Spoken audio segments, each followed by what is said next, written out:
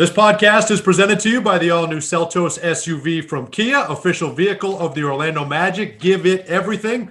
Dante Marchitelli, George Galante, David Steele, Jeff Turner, and now joined by Jonathan Isaac. I can't tell you how good it is to see you. Catch us up, man. How you been? How you feeling? You look good. This is my second time on the Pod Squad, and I'm very happy to be here. Miss you guys, but no, everything is good. I just got back from rehab not too long ago, so it's been a steady process, a steady grind. So I'm glad to see you guys' faces again. So for a second show, guys, we can officially call him a friend of the program. We can officially do that. I may need one more. Okay. We'll wait for the third one. We'll wait for the third one before we start calling you friend of the program. But J.I., you said you came. Give us what your day looks like now. Like, what is your day? I mean, from the moment you wake up, from the moment you go to sleep, like what does a day in the rehab process look like for you? For those that don't know, it's pretty much tailored towards, obviously everything around the day is pretty much tailored towards the knee in terms of what I'm allowed to do, what I'm not allowed to do. So I wake up, eat my food, and then I head to the gym probably around like maybe for 10:30 usually, unless we change the time. And I just get there and we just start going. I get in the pool for a little bit, work on my flexion, get on the bike, and then do some body weight stuff, some weighted stuff, and then just keep working on it there until I'm done. And then I get home and it's just pretty much chillaxing. Put my leg up, get some ice on it and just chill for pretty much the rest of the day. Yeah, are there times where you feel like the therapists or whoever it is holding you back a little bit, that you want to do more, but they're trying to slow you down a little? So if you guys know me, and I know that you guys, that's a great question. I feel like that no matter what, like we could have done the greatest day of reaching milestones, and I'm upset that I didn't get to do more. So I always make jokes that, last night I came back to the gym and was shooting, or I was dunking, and then they all get all freaked out, like, you're not supposed to be doing that. I just mess with them. But no, they've been great. They've been pushing me, and it's been fun. It's been a good process. Jonathan, I'd like to take you back a little bit back to when the injury occurred back in the bubble. You were playing. Do you feel like you were playing as good a basketball as you've ever played in your career just prior to this most recent injury? Absolutely. My best basketball, absolutely. And then the injury occurs. What's going through your head at that point when you know that you're going to have to battle back from yet another injury? Well, it's first figuring out what exactly it is. I know I did something when I went down, so my mind was just at, okay, what exactly just happened? What does this mean? What does this place me? And then once we get all the information back, okay, it's the ACL. They got to go in, they got to repair it, and then just pretty much getting things in order. For me, I feel like I'm still in season. Every time that I've stepped away from the game, I've still been in the game, and my mindset has been to bring the same effort, bring the same grind, bring the same grit that I put on the floor into my rehab, and it's made me better every single time. But I think the biggest thing for me is my mind has grown so much from my rookie year to now, and it's been because of the tests and the trials that have helped me to see clearly and know that I'm an overcomer. So I have, my mind is good, my mind is clear. They say, what do they say? They say sports are 90% mental. So my body's gonna recover, but I'm there mentally. I know what I'm doing. I feel like that I'm still in season. I still have a job to do, just like guys coming in and working out. I'm coming in and I'm working out. I'm trying to get better, and I'll get back on the floor again. Jay, I want to get into your mindset and your mentality, and a lot of that, you're a man of faith, incredible faith, and that goes into to the point that you've got an event coming up here on November 7th, and it's called Hold Up the Lights. It's going to be held down at Lake Eola Park Bandshell. You're going to march from there to Dr. Phillips Center. I think fans need to know your mindset, your mentality. You're always optimistic. You're a man of faith, and tell us a little bit about this event, how people can be involved, and how this all came about. Well, yeah, I would say that it's not by accident in terms of where my mind is at. The guy that I am, I give all glory to God. He's been faithful to me. He's been so good to me. And this hasn't been even in this time of me being injured, I've grown. First off in my relationship with him, but just in my own mind, I'm learning things about myself in terms of the toughness that I have, the grit that I have, the ability to overcome by his grace, and then be able to minister that to other people. Because we all have seasons in our lives where we're out of the game, or we feel like we are. And God is using people as examples, and me as examples that you can persevere, and that God is still good no matter what is going on. And I got a fiance now, so I'm planning a wedding and doing all that stuff. So I have time on my hands to take care of a lot of business stuff that I couldn't do before. So Hold Up the Lights is the amazing event coming to Orlando, Florida, like you mentioned. And we're calling it Hold Up the Lights primarily because we see, just like everybody else, everything that's going on right now in our world, right, in our country, in our cities, a lot of things going on. And, right now the pinpoint, kind of everybody's focus is on racism, but we're really taking that to everything. We see everything in terms of what goes on in our world, and we're giving our response as believers, as Christians, and we're saying that, look, we have to get back to looking unto Jesus for the answer. So it's a walk of prayer and repentance, and it's off of 2 Chronicles 7:14 that says, if my people who are called by my name will humble themselves, seek my face, turn from their wicked ways, I'll hear from heaven, I'll forgive their sins, and I'll heal their land. And we believe that our land needs healing, and we're just going about it in the way that we know how, because we know what Jesus has done in our own lives in turning us around. So we're like, look, we got to get back to it. So it's going to, like you said, it's going to be a march from Lake Eola to Dr. Phillips, and there'll be a stage set up. There'll be, music and dancing and just fellowship, but most importantly, prayer. And us just really saying, we want to get back to drawing men and women to Jesus for the change that we want to see around us. I think it's incredible, guys. And if I'm not mistaken, it's starting at 6 o'clock. Jonathan, is this open to anybody? Are you asking people to come down? Anybody and everybody. The kids will be taken care of. Bring your kids. We've been making so many flyers. Everything has been fine. So we're actually going to start at 5. 5, okay. We're gonna get to the bandshell at 5 so we can distribute material. Right. There's going to be a bunch of posters. We're going to be giving out candles. The LED candles, so when it starts to get a little dark as we walk, it'll be kind of the symbolic. We're holding up the lights, and as we walk. So we're gonna start at 5. We're gonna start marching at 6, and then head through. But everybody's invited. I think it's gonna be a great time of fun and fellowship, a time to minister to people, a time for all of us to be together and just love on each other. Jonathan, obviously you're a man of tremendous faith. We all respect and appreciate that. Your worldview is different than a lot of people around the country, around the world. How do you approach people who don't share the worldview that you have, your tremendous faith? How do you approach people and try to convince them that what you're doing with the event on November the 7th, the way you live your life, that's the way that we need to be headed? Oh, well, the way I approach it is first off, just using my own life. All we have individually, guys, is our own lives and what we've experienced. And I feel like, especially when it comes to looking at the trouble that we see, the problems that we see in the world, everybody has their answer. And I would plead with somebody and say, look at what is taking place, and that the answer to that problem goes deeper than skin color, it goes deeper than men and women. It goes to the very hearts of mankind and where we've fallen away from the things that we know are right and that we know are true. So I would show them my own life, that I know what it is to go from darkness to light, using kind of biblical terms. But I've seen what God has done in my own life, and I've seen what God has done in other people's lives. I'm in a ministry. I'm a part of a church. So I've seen lives be transformed, white, black, and different. And that's how I would share with them. But I would want to know what it is that they come from, what it is that they believe, and we'd work through it. I think that's when great. We look back at when we look back at what happened in the bubble, and you stood up for your faith, it was a big moment. It made national news. How difficult was that for you in that time to make that decision? And what was the message that you were putting forth then? Guys, it was extremely difficult. I trust me, I'll be the first one to say that it's hard to go against the grain. It's hard to, to be the only person doing something.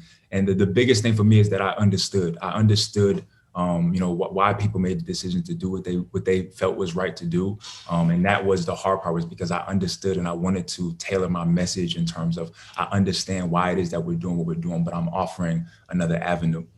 So the reason I'm offering that other avenue is because I've experienced it. And so I'm saying, listen, guys, I've experienced what it is to walk with God, to be in fellowship with God, to know that God loves each and every one of us, and he desires to have that relationship with us, to walk with us, to talk with us, to teach us how we are supposed to live and govern ourselves. And as we've seen ourselves turn away from that, we've seen the things that we don't like, that everybody's pointing out that we don't like, run rampant in the streets. And so that was pretty much where I was at. So I was really in a place of, for me, it was coming from a place of love, saying, look, I'm with you guys. I see what it is that's going on, that's so wrong and so terrible. But I have to say that the answer is deeper than white versus black. The answer is deeper than, like I said, men versus women, or old versus young. The problem really does go to the hearts of men, and it's a sin issue. And if we would come back, Jesus said, if I be lifted up, I'll draw all men to myself. So that's a kind of play off the Hold Up the Lights march, but recognizing that it's a sin issue, that it goes to the hearts of men. And if we would turn our hearts back to God, then we would see a tremendous change. Jay, how is go ahead. Sorry, go ahead, JT. Well, no, I was just wanted to follow up on that, Jay. I felt like, obviously we weren't there, but I felt like your teammates understood you. They know you. They know you to be, this is who you are. This is, you're consistent in your faith and the way you live your life. I felt like maybe the criticism was basically people didn't really understand. They don't know Jonathan Isaac, and that this is not out of character for him. Yeah, I would agree with that. I had a conversation. Well, just to answer the teammates things first, I had a conversation with my teammates, and I told them, what it is that I was going to do, and I respected, their decision to kneel. I didn't go at anybody about their decision to kneel, so I expected that same respect in return. So that was fine. But when it comes to everybody else, I agree with you 100%. I think even the some of the questions was like, okay, do you even believe that Black Lives Matter? And that's why I would say, okay, you really don't know who it is I am and what it is that I do to ask that. So I agree with that. And as people, figured out more about who I was throughout the process, I'm sure more understanding was delivered. JT stole my thunder because I was going with the team. We were on this. See, the pod squad is always on the same wavelength, no matter whether we're in the same room, we're in different states. That's right. We're all in the same. But we used to spend too much time together. But That's we don't anymore. Really. So I'll let somebody else take it from here. Well, Jay, I was going with the teammates thing. I think all these guys can agree. There was a moment, and I forget what game it was. You were checking into the game with Markel, with Kem Birch, and we're looking at you guys, and we're looking at this team, and then you just went on a tear. I think it might have been the game you scored 13 points in 8 minutes or whatever it was, but I'm looking at that group coming in and the havoc that you guys wreaked. I mean, I know you touched on it a little bit earlier, but you had to have felt pretty good. Like hold on, Dante, because we'll let J.I. answer. But I can tell you that the four of us, right after the game, that group came into the game, and the game was over. I think we won by 100. It felt like we all kind of looked at each other and we're like, "Wait a second here. This is something. What do we got something going here? on here? We got something going on here." Oh, guys, I'm telling you, I felt good. I felt really good. I still feel good. And I was just playing. I was just playing my game. I was relaxed. I was ready to go. I was glad to be back on the floor, glad to be back around my teammates, and I was just ready to play. So I still carry that same mindset. It's growing, it's getting better, and now just my body has to catch up. Well, I know you've got a lot. You've got the rehab ahead of you, but what did you learn about the game? What did you study? I know you worked with Pat Delaney and you were looking at film, and I know you had a chance to watch your teammates. What did you pick up by not being out there? And what are you looking at? What are you studying off the floor? When it comes to the playoffs, it's the little things. It really is the little things that wins games. Obviously you got to make shots, you got to make plays, but it's the little box outs, it's the little closeouts, the things that really change the momentum of the game. So really just honing in on those things and making sure that I'm aware when I'm on the floor, I'm aware of the time, aware of the clock, aware of exactly where we are, even with timeouts and situations, being more plugged into everything that's going on around me has been on my mind. And then just, watching my game, watching other guys' game to continue to grow as I get back on the floor has been my mindset. Jay, have you had a conversation with Cliff or any of the other coaches as to what they would like you to do and how you can participate in the upcoming season, knowing that absolutely. Getting on the court may be tough? Yeah, so we had our conversation. I'm sure we're going to have some more as we move forward. The team is still up in the air in terms of, what's the best route in terms of travel, with everything kind of starting up apparently pretty quickly here. But just to be more aware, I was working on that process when I had injured my knee the first time. It was watching every game and tallying and defensive schemes and offensive schemes, what we did well, what we didn't do well, and pretty much on that same note here this time around. All right, J.I. We have all four of us have planned weddings, J.I. We've been involved in wedding planning. So I got to follow up on that. And after a while, she realized she didn't need my input, which was great. How are you doing? What are you responsible for? What's your part of the plan? It's been fun. It's been fun. Honestly, we haven't done too much because of, COVID and just trying to figure everything out come next year. But, locking down a photographer and videographer and stuff like that. It's been fun. But it's been cool. It's been a fun process. It hasn't really been hard yet. I'm sure when we get into the nitty gritty, I might feel like you guys, but no, it's been cool. It's been fun. I'm an input guy, so I'm gonna give my input, and we might go head to head on some stuff, but that's where we'll see how far that goes for you, Jay. Good luck.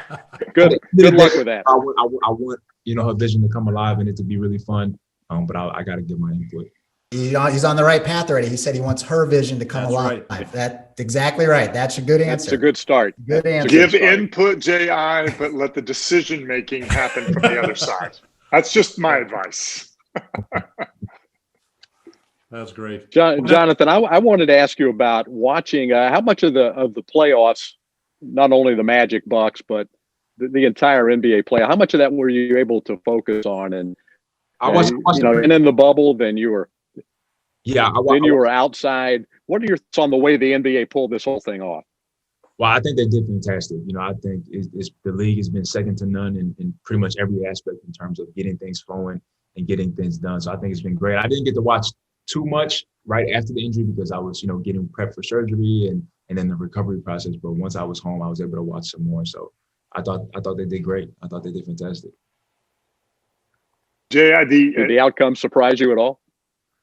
The final outcome. Well, the games were great. I think leading up to the championship, the games were great. I really think it was. I think Heat did a great job.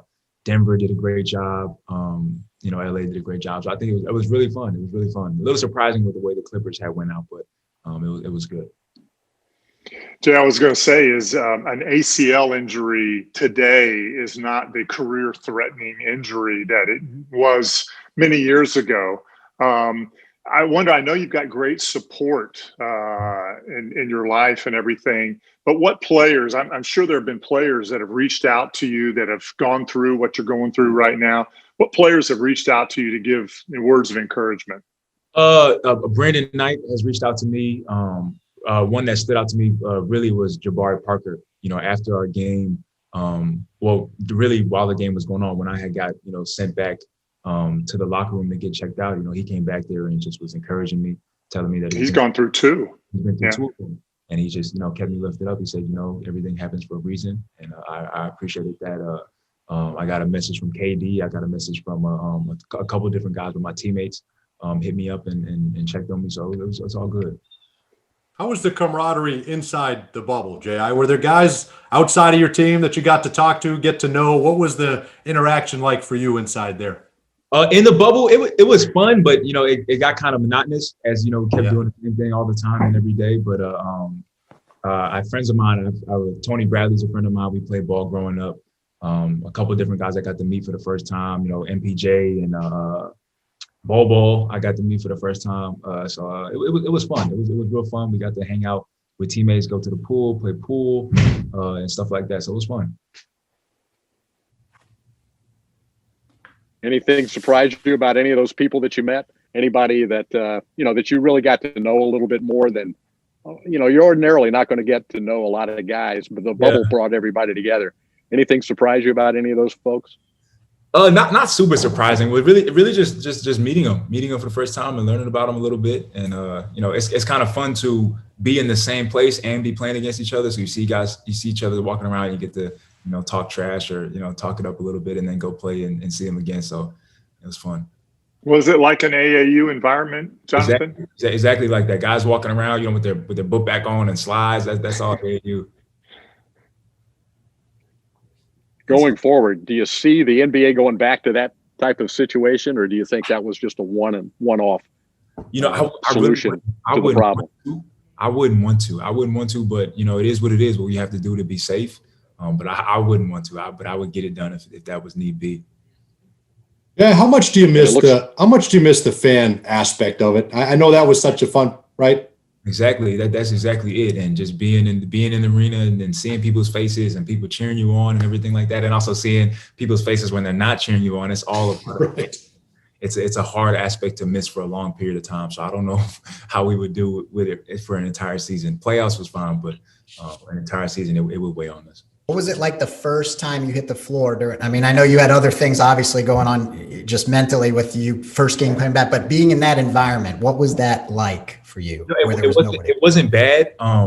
For me personally, just because, it's competition. Once the ball got rolling and guys started competing, everything kind of faded to the background anyway. So it wasn't too bad. Just ball. How about your team, J.I.? What would you tell Magic fans about this team? Or you see a guy like Nick Vucevic, I thought made great strides during the postseason, right? You got a whole healthy year out of Markelle Fultz for the first time. What strides did the team make that you were impressed with? The team made great strides. I think playoff experience is the biggest thing. It's second to none. You don't get playoff experience if you don't make the playoffs. So going into another season of next season, we have another year of playoff experience. Kale has more playoff experience. Vooch has more playoff experience, and those guys, Wes and all those guys. So as we move forward, all that stuff is going to make a difference when we make the playoffs again and again and again. We'll get better and better and better each time. So I think that's the biggest thing. But for the Magic fans, I would say be excited. This team isn't going anywhere. We're going to continue to get better and grind it out. And you don't want to jump on the bandwagon when we get there. You want to get on there now and enjoy the ride. Nice. I think we got our ticket drop. That's our ticket drop. That's right. There you go. That's right. That's our ticket drop. When you talked about watching the playoffs, and when you look at the top teams, the Lakers, the Clippers, Denver, you mentioned Miami had a great postseason.